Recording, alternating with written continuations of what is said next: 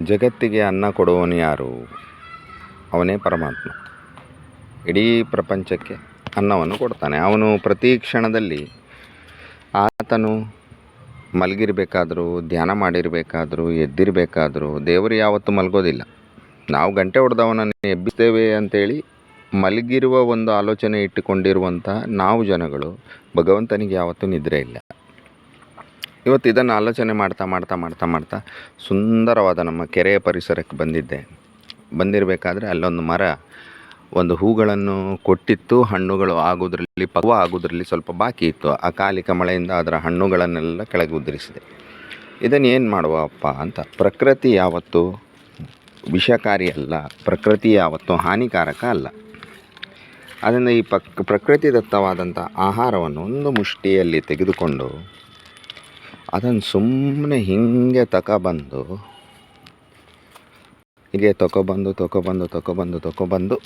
ಇಲ್ಲಿ ಹಾಕ್ತೇನೆ ನೋಡಿ. ಹಾಕಿದ ಕೂಡಲೇ ಏನಾಯಿತು? ಆಹಾರ. ದಾನೆ ದಾನೆ ಪರ್ ಲಿಖಾ ಹೈ ಖಾನೆ ವಾಲೆ ಕಾ ನಾಮ್. ಹೀಗೆ ಪ್ರಕೃತಿ ತನ್ನದೇ ಆದ ಆಹಾರವನ್ನು ಪ್ರತಿಯೊಬ್ಬ ಜನರಿಗೋಸ್ಕರ ಮೀಸಲಾಗಿ ಇಟ್ಟಿದೆ. ಅದು ಮನುಷ್ಯನೇ ಆಗಿರಲಿ, ಬೆಕ್ಕೆ ಆಗಿರಲಿ, ಅಥವಾ ಪತಂಗವೇ ಆಗಿರಲಿ, ಹುಳಗಳೇ ಆಗಿರಲಿ. ಹಾಗಿರುವಾಗ ಆಹಾರ ಪದ್ಧತಿಯ ಬಗ್ಗೆ ವಿಶ್ಲೇಷಣೆ ಮಾಡೋದು ತಪ್ಪು. ಯಾವುದೂ ನಮ್ಮ ಹೊಟ್ಟೆ ಹಸಿವಿನ ಸಂದರ್ಭದಲ್ಲಿ ಸಿಗ್ತದೋ ಅದೇ ಆಹಾರ ಪದ್ಧತಿ ಆಗಿರ್ತದೆ.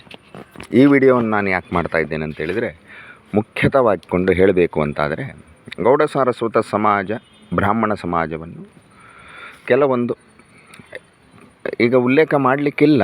ಉಲ್ಲೇಖ ಮಾಡದೆ ನಾನೊಂದು ವಿಚಾರವನ್ನು ಹೇಳ್ತೇನೆ. ಒಂದು ಕಾಲದಲ್ಲಿ ಮೆಡ್ರಾಸ್ ಗೌರ್ಮೆಂಟ್ ಇರುವ ಸಂದರ್ಭದಲ್ಲಿ ನಾವು ಬ್ರಾಹ್ಮಣರೇ ಅಲ್ಲ ಅಂತೇಳಿಕೊಂಡು ಒಂದು ಪಂಥ ಕೋರ್ಟ್ ಮೆಟ್ಲೇರಿತು. ಆದರೆ ಶ್ರೀರಾಮಚಂದ್ರನ ಒಂದು ಕಾಲಘಟ್ಟದಲ್ಲಿ ಆತನ ದೇಶ ಅತ್ಯಂತ ಕ್ಷೋಭೆಯನ್ನು ಹೊಂದಿತ್ತು. ಆ ಕ್ಷೋಭೆಯ ಸಂದರ್ಭದಲ್ಲಿ ಹಸುಗಳಿಗೆ ಬಿಡಿ, ಮನುಷ್ಯರಿಗೂ ಕೂಡ ತಿನ್ನಲಿಕ್ಕೆ ಯಾವುದೇ ಆಹಾರಗಳು ಇರಲಿಲ್ಲ. ಆ ಆಹಾರಗಳೇ ಇಲ್ಲದಿದ್ದಂಥ ಸಂದರ್ಭದಲ್ಲಿ ಏನನ್ನು ತಿನ್ಬೋದು ನಾವು ಅಂತ ಬ್ರಾಹ್ಮಣರು, ವಿಪ್ರರು ಕೇಳಿದರು. ಕೇಳಬೇಕಾದ್ರೆ ಶ್ರೀರಾಮಚಂದ್ರರು ಒಂದು ಉದಾಹರಣೆಯನ್ನು ಕೊಡ್ತಾರೆ. ಆ ಉದಾಹರಣೆ ಏನು ಅಂತ ಹೇಳಿದರೆ, ಶ್ರೀರಾಮಚಂದ್ರರು ಗಂಗಾ ನದಿಯ ಸ್ನಾನವನ್ನು ಮಾಡಲಿಕ್ಕೆ ಹಿಮಾಲಯ ಪ್ರದೇಶಕ್ಕೆ ಹೋದಾಗ ಅಲ್ಲಿ ಕೆಲವು ಪಂಡಿತರು ಯಜ್ಞಾದಿ ಹೋಮಗಳನ್ನು ಮಾಡಿಕೊಂಡು ಅಲ್ಲಿ ಜಪತಪಗಳನ್ನು ಮಾಡ್ತಾಯಿದ್ರು. ಅವರು ಆಹಾರವನ್ನು ಏನು ತಿಂತಾರೆ ಅಂತೇಳಿಕೊಂಡು ಬಹಳವಾದಂತಹ ಆಲೋಚನೆ ಮಾಡ್ತಾ ಪ್ರಭು ಶ್ರೀರಾಮಚಂದ್ರರು ಅವರು ಇರುವಂತಹ ಜಾಗದಲ್ಲಿ ಅವರ ಆಹಾರ ಪದ್ಧತಿಯನ್ನು ತಿಳಿದುಕೊಳ್ಳಿಕ್ಕೋಸ್ಕರ ಅಲ್ಲಿ ಒಂದು ದಿನಗಳ ಕಾಲ ವಾಸ್ತವ್ಯವನ್ನು ಹೂಡ್ತಾರೆ. ಆ ವಾಸ್ತವ್ಯದಲ್ಲಿ ಅವರಿಗೇನು ಅನ್ನಿಸ್ತದೆ ಅಂತೇಳಿದರೆ, ತೀವ್ರವಾದ ಬರಗಾಲ. ಆ ಸಂದರ್ಭದಲ್ಲಿ ಇದ್ದವರು ಏನು ಮಾಡ್ತಿದ್ದಾರೆ? ಅವರು ನದಿ ತೀರದಲ್ಲಿ, ಸರಸ್ವತಿ ನದಿಯ ತೀರದಲ್ಲಿ ಒಂದೊಂದಾಗಿ ಮೀನುಗಳನ್ನು ಹಿಡಿದುಕೊಂಡು ಅದರ ಕತ್ತನ್ನು ಹಾಗೂ ಬಾಲವನ್ನು ತುಂಡರಿಸಿ ಮಧ್ಯದ ಭಾಗವನ್ನು ಮಾತ್ರ ತೆಗೆದು ಮತ್ತೆ ಪುನಃ ಅದರ ಮುಂಡವನ್ನು ಅಂದರೆ ಮಧ್ಯದ ಶರೀರದ ಭಾಗ ಇಲ್ಲದ ಬಾಲ ಹಾಗೂ ತಲೆಯನ್ನು ಜೋಡಿಸಿ ಮತ್ತೆ ನದಿಗೆ ಬಿಡ್ತಾ ಇದ್ದರು. ಆ ಮೀನುಗಳು ಜೀವಂತವಾಗಿ ತಿರುಗ್ತಾ ಇದ್ದವು.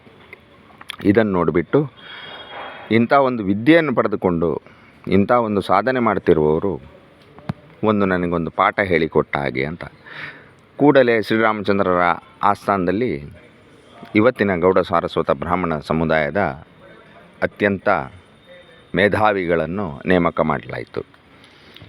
ಆದ್ದರಿಂದ ಇವತ್ತಿಗೂ ಅದರ ನೆನಪಿನಲ್ಲಿ ದೀಪಾವಳಿಯ ಒಂದು ದಿನ, ಅಮಾವಾಸ್ಯೆ ಒಂದು ದಿನ ಇವತ್ತಿಗೂ ಅಭ್ಯಂಗನ ಮಾಡಿಕೊಂಡು ಮೀನು ತಿನ್ನುವ ಸಂಪ್ರದಾಯ ನಮ್ಮಲ್ಲಿದೆ. ಈ ಉಲ್ಲೇಖವನ್ನು ದಾಖಲಾತಿ ಸಮೇತವಾಗಿಕೊಂಡು ಅಂದಿನ ಮುಂಬೈನ ರೂವಾರಿಯಾಗಿರುವಂಥ ಕಾಮತ್ ಅಂತ ಹೇಳಿಕೊಂಡು ಅದನ್ನು ಅವರ ಹೆಸರನ್ನು ಶ್ರೀ ಪರಮ ಪೂಜ್ಯ ಕಾಶಿ ಮಠಾಧೀಶರು ಉಲ್ಲೇಖ ಮಾಡಿರುವಂಥ ವಿಡಿಯೋಗಳು ಇದೆ. ಅವರು ಮುಂಬಯಿಯ ರೂವಾರಿಯ ಹರಿಕಾರ ಆಗಿದ್ದಾರೆ.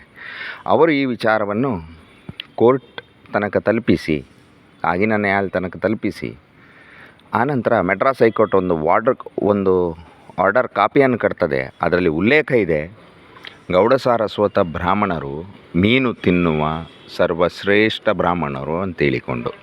ಧನ್ಯವಾದಗಳು. ಓಂ ನಮಃ ಶಿವಾಯ.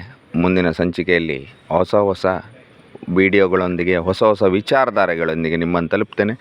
ನಾನು ಯಾರು, ನನ್ನದು ಯಾಕೆ ಸೆಲ್ಫಿ ಹಾಕಲಿಲ್ಲ ಅಂತ. ನಾನು ನನ್ನ ಸೆಲ್ಫಿಯನ್ನು ಹಾಕುವ ಅಗತ್ಯ ಇಲ್ಲ. ನನ್ನ ಸೆಲ್ಫಿ ಭಗವಂತನ ಒಂದು ಅಚ್ಚು. ಹಾಗೆ ನಮ್ಮ ಅಳಿದು ಹೋಗುವಂಥ ಇತಿಹಾಸವನ್ನು ಉಳಿಸುವ ನಿಟ್ಟಿನಲ್ಲಿ ಒಂದು ಸಣ್ಣ ಪ್ರಯತ್ನ ಮಾಡ್ತಾಯಿದ್ದೇನೆ. ನನ್ನನ್ನು ಉಳಿಸೋದು, ಬೆಳೆಸೋದು ಆ ಭಗವಂತನ ಕೆಲಸ.